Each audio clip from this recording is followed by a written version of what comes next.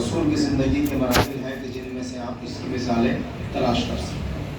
کل ہماری گفتگو یہاں تک ہوئی تھی کہ رسی ایک دھاگے کا نام نہیں ہے، بلکہ کچھ دھاگے مل کر کے رسی تیار ہوتی ہے، اور اللہ نے دھاگوں کو پکڑنے کا حکم نہیں دیا ہے بلکہ رسی کو پکڑنے کا حکم دیا ہے۔ اب وہ دھاگے کیا ہیں اور وہ رسی کیا ہے؟ ہم نے دنیا میں دیکھا کہ ایک دھاگا کسی کے پاس ہے، دو دھاگے کسی کے پاس ہیں، وہ ٹوٹ جاتے ہیں، لیکن جب دھاگوں کو اکٹھا کر کے ان کو بنایا جاتا ہے تو وہ رسی مضبوط ہوتی ہے۔ اور دیکھنے میں، تحقیق کرنے میں یہ بھی ہے کہ دھاگے سب کے سب ایک جیسے ہونے چاہیے۔ دھاگے اگر کمزور ہوں گے اور اس کی رسی بنائی جائے گی تو اس کو کاٹنے کی ضرورت نہیں پڑے گی، وہ تو دھاگوں کا کام کرے گی، خود ٹوٹ جائے گی۔ تو وہ رسی کون سی ہے جس کو ہمیں پکڑنے کا حکم اللہ قرآن میں دے رہا ہے؟ امام ابن حجر عسقلانی بہت بڑے عالم ہیں، اپنے زمانے کے بہت بڑے پائے کے بزرگ ہیں۔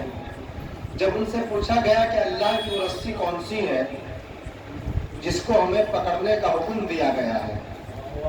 اچھا، رسی کی سب سے بڑی خصوصیت یہ ہوتی ہے کہ اس کے دو حصے ہوتے ہیں، دو سرے ہوتے ہیں، ایک آگے ایک پیچھے۔ رسی اگر کہیں کسی نے پکڑی نہ ہو یا وہ مضبوطی کے ساتھ بندھی نہ ہو تو اس رسی کو پکڑنے کا کوئی فائدہ نہیں ہوتا۔ مثال کے طور پہ آپ کسی ندی یا نہر میں نہا رہے ہیں یا کہیں پر سفر کر رہے ہیں اور آپ کو یہ لگا کہ ہم اس میں ڈوبنے والے ہیں یا ہم گرنے والے ہیں، تو وہاں ایک رسی ہے، وہ رسی ایسی رکھی ہوئی ہے، آپ نے اس کو پکڑا تو جو پانی آپ کو لے کے جا رہا ہے وہ اس رسی کو بھی لے کے چلا جائے گا۔ لیکن اگر وہ رسی کہیں مضبوط جگہ بندھی ہوئی ہو، کسی مضبوط چیز نے اس کو پکڑا ہے تو وہ آپ کو بچا لیتا، وہ آپ کو بہانے نہیں دے گی۔ تو یہ رسی جو آسمان سے زمین کی طرف آئی ہے، مفسروں نے لکھا اس کا ایک سرا اللہ کے پاس ہے اور دوسرا سرا زمین کی طرف ہے، وہ سرا ہمیں پکڑنے کے لیے کہا گیا ہے۔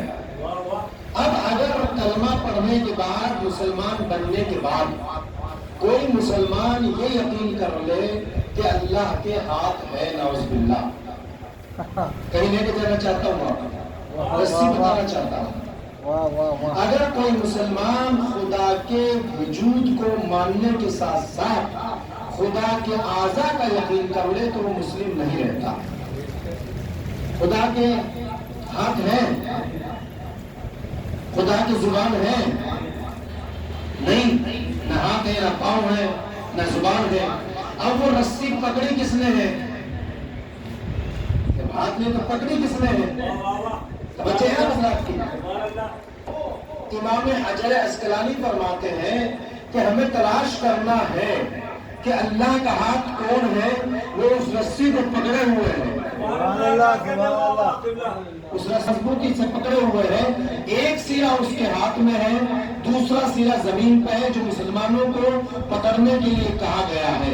علامہ حجر عسقلانی نے کہا کہ اگر اس کو پکڑنا دیکھنا چاہتے ہو تو وہ صرف ایک ہاتھ ہے، اس ہاتھ کا نام ہے ید اللہ، علی ابن ابی طالب۔